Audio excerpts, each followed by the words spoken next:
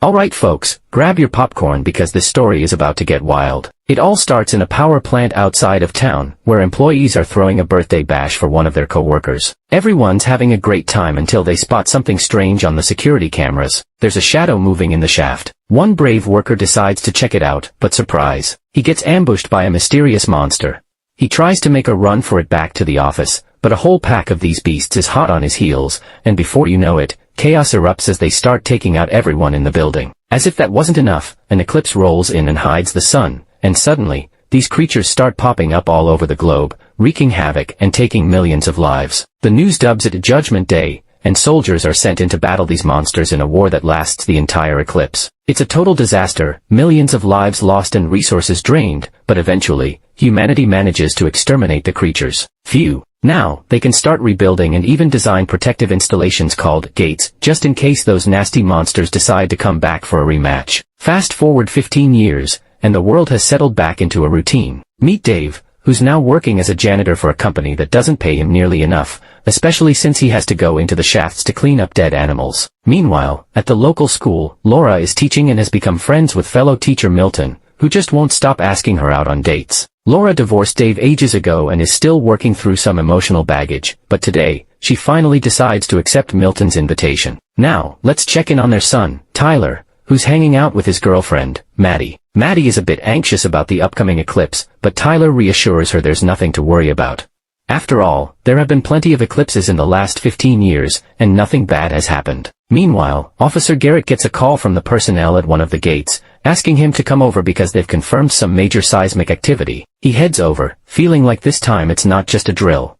As he checks the systems, a power box suddenly explodes, knocking out a whole grid. Back in the city, Dave goes to pick up Tyler at Laura's house. While Tyler is busy playing video games, Dave and Laura start arguing. It turns out Laura was pregnant with Tyler during the last disaster, and Dave wasn't there for her. She's still holding on to that grudge. Just as things heat up, Tyler interrupts them, ready to leave with his dad. It's the middle of the night when Dave gets a call from his Uncle Ted, who's convinced the new Judgment Day is happening tomorrow. He invites Dave and the fam to his shelter before the eclipse starts. Meanwhile, Tyler is glued to the news, seeing millions of dead fish washing up on beaches everywhere. Sound familiar? It's one of the signs from 15 years ago. Just then, a monster sneaks up the stairs at the gate, like it's trying to crash the party. At the same time, Laura calls Dave, saying she saw the news and wants Tyler to come home because Milton has a shelter on lock. Dave wants Tyler to stay with him, and they start arguing. Suddenly, Tyler gets a text that makes him sneak out of the house. When Dave goes looking for him, all he finds is a note with Maddie's number. Typical teenager move. Milton is rushing Laura because the shelter is filling up fast. When she tells him Tyler's gone, he uses special software to track the kid's phone and finds him at the skate park. Turns out Tyler is there with Maddie, who's a nervous wreck because her parents ditched her. Tyler promises he'll never leave her hanging like his dad. Just then, a huge flock of birds appears in the sky, another sign of the end times. People freak out and start booking it out of town. Dave gets stuck in traffic but bails on his car to keep searching on foot. At the gate, the workers hear strange sounds and bam!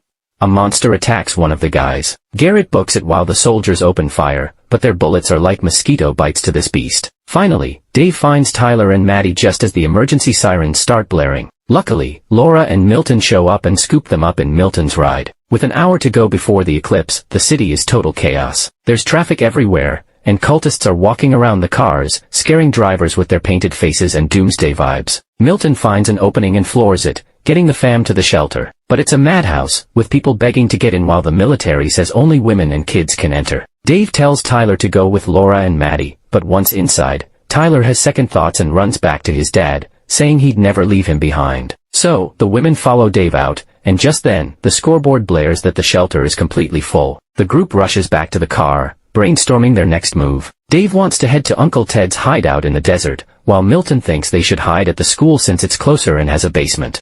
But before they can decide, they get stuck in yet another traffic jam. Just as they're about to lose their minds, an earthquake hits, and the eclipse begins. With the world plunging into darkness, the monsters start crawling out to wreak havoc. They take over the city and start causing chaos, just like they did 15 years ago. Dave insists they need to leave the city, but Milton gets all huffy because it's his car and he thinks he knows how to save everyone. A classic my way or the highway moment swoops in. An argument breaks out, punches are thrown, and just when you think it's about to turn into a full-blown wrestling match, a flying monster swoops down and snatches Milton away. While Laura screams in shock, Dave shoves her into the car and takes the wheel, finally determined to get his family out of the city. As they drive along the canal, they start speculating about the monster's origins. Were they sent by God? Or are they just really angry neighbors? Who knows? Eventually, the car starts sputtering, running low on gas. Dave decides it's time to find a replacement. He parks next to a bunch of abandoned cars and starts checking inside, but dude only finds bodies. But when he finally discovers an empty car, he hops in, only to be yanked down by a hidden driver in the back seat.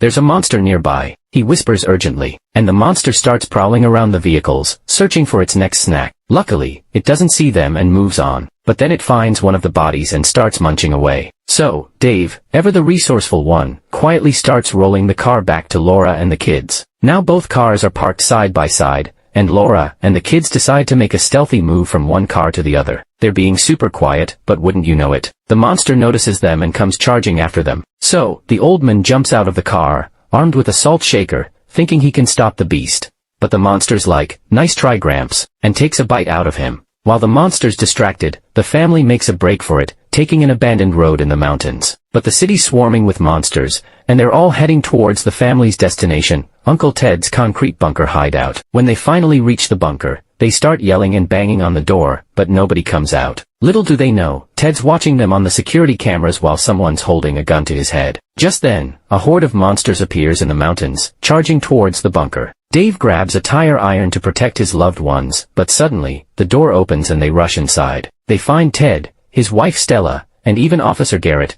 who got separated from his unit. Garrett's packing heat, which makes Dave a little nervous. After a quick meal, they can't help but notice the monsters trying to break down the door on the monitors. The radio's useless too, just screaming. Maddie asks how the monsters find them, and Garrett explains they react to light and heat. He also shares a story about how he survived the first Judgment Day by burying himself in salty mud at a refinery. Gross, but clever. While Garrett's distracted, Ted signals Dave to grab a knife and hide it. But little do they know, a centipede-like monster's crawling in through a hole in the mesh covering the window. Garrett announces he's taking the first watch shift, and Ted invites everyone else to play cards instead of sleeping. Dave grabs the knife, but Garrett notices and pulls his gun, forcing Dave to put it down. Turns out, Ted was against letting Garrett stay, but Stella took pity on him. Now Garrett's determined to survive, no matter what. Tyler jumps Garrett, trying to grab the gun, but Garrett just shoves him away. An argument breaks out, but Maddie interrupts, pointing out they can't hear the monsters anymore. Suddenly, a centipede-like monster bursts out of the wall and takes a bite out of Stella. Ted rips the creature off his wife's neck and pours salt on it, while Dave punches Garrett to take his gun and tries to shoot the monster. The little bugger dodges all the bullets, but Maddie saves the day with a well-aimed knife throw. They tie up Garrett and try to stop Stella's bleeding, but she needs serious medical attention. Just then, they spot a huge beast repeatedly slamming the front door, trying to break in. Dave says they should scram, but Ted doesn't want to risk moving Stella. Stella reminds him about the underground tunnel that leads to the mountains. Garrett reveals he has a car with a full tank and offers to drive them to the gate. Seems like a trap, but Garrett points out it's in his best interest to help them. Before leaving, Ted shows off his impressive weapon stash, and everyone arms themselves. Dave opens the door and blows up the first monster that comes through, then joins the others in the tunnel. Once it's sealed, they head outside and realize Stella's transforming into a monster.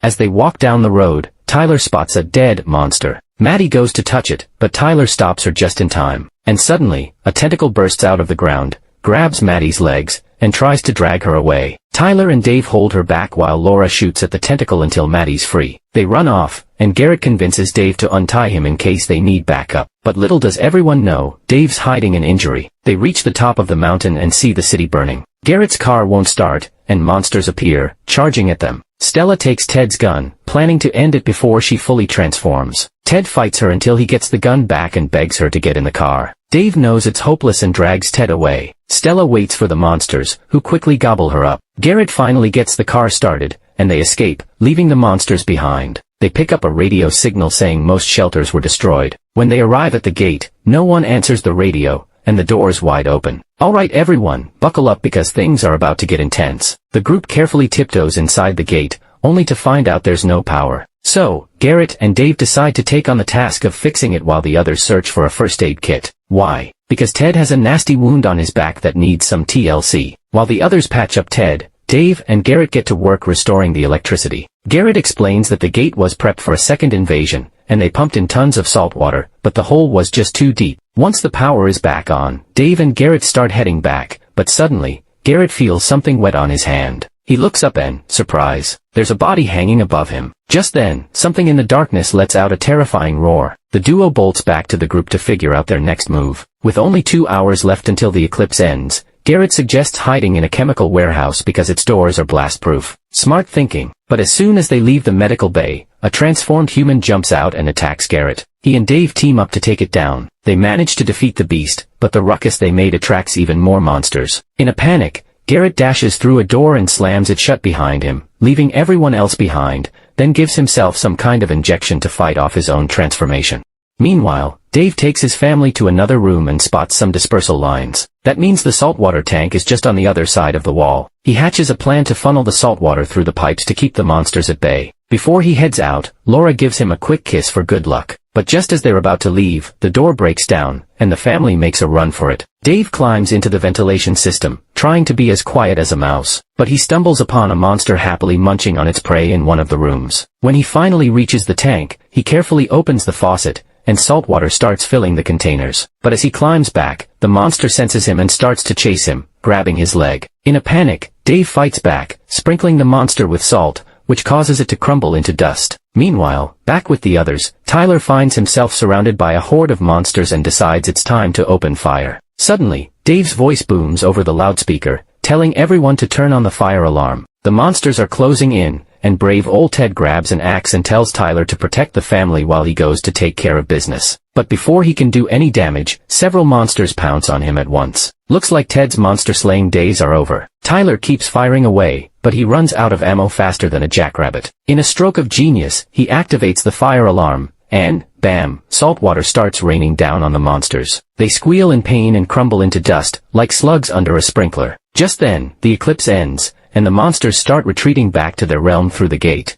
But it's not all sunshine and rainbows. Another earthquake shakes things up. Laura and the kids try to make a break for it, but they run smack into Garrett, who's lost his marbles thanks to the transformation. In a panic, he takes a shot at Tyler, grazing his shoulder. Before he can pull the trigger again, Dave swoops in and clocks Garrett with a fire extinguisher. As Dave reunites with his family, a ginormous monster bursts up from the ground and lunges at Garrett. Garrett doesn't stand a chance. He gets swallowed whole. The family dashes to the medical unit and whips up a salty mixture in a cylinder. Just as the monster comes crashing through the door, they let it have it with the salty surprise. Boom. Monster down for the count. When they finally step outside, the world is in shambles. But you know what they say, when life gives you lemons, you make lemonade. Or in this case, when life throws monster apocalypses at you, you roll up your sleeves and start rebuilding. That's the Dunbar family way. This movie's name is The Day of Reckoning, which has got 3.4 out of 10 on IMDb. This movie teaches us how you survive a monster invasion and turn it into a family adventure.